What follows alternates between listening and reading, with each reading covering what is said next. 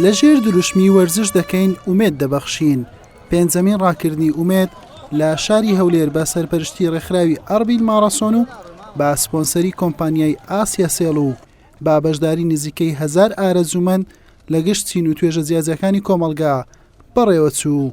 ماوەی ڕاکردنەکە 3 کیلۆمەتر بوو. ئامانجیش لێی کۆکردنەوەی هاوکاری بوو بۆ نەخۆشیانی شێرپەنجە. ئێمە وەکو دەزان ئەمڕۆ ڕاکردنی ئومێد بۆ پەنجەمین ساڵ لەسەر یەک ئەنجامماندا کە ئامانجی سەرشی ئەوەیە ئەمە بتوانین لە ڕێگای وەرزشەوە بتوانین هاوکاریەک کۆمەکێک کۆ بکەینەوە بۆ نەخۆشانی شێرپەنجە و بە تایبەتی بۆ خەستخانەی نانەکەلی. جێگای خۆشحاڵیە کە بە گروتینەوە بەشداریان کرد و گرنگجیەکی زۆر هەیە لەلایەن قوتابیان کە فێرە بەخشین دەبن بۆ نەخۆشانی شێرپەنجە. بەڕاستی زۆر گرنگە. سوپاس بۆ ڕێکخراوانی ئەم خۆڵێ. ئێمە وەکو کۆمەلگای هەولێر بەشدار بووین بە کۆکردنەوەی کۆمەک و بە بەشداریکردن لە قوتابیەکانمان. ئێمە ژووکو یاریزان حەزمان کرد بەشداری بکەین، نەک وەکوەوەی بین نەتیجە بەدەستبێنین، بەڵام هەر وەکو بەشداری حەزمان کرد بەشدار بین و ڕۆشنبیریەکی وەرزشی ئەگەر بتوانین بڵاوی بکەینەوە.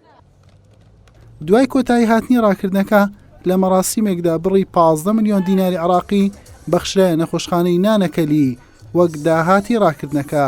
دواتر خەڵاتی یاریزانەبراوەکان کرا لە ئاستی کوڕان لوئەی ساڵح پلەی یەکەمی بەدەستێنا و لە کچانیش ئامال خضر. حوسێن محەممەد، کەناڵی پێام، هەولێر.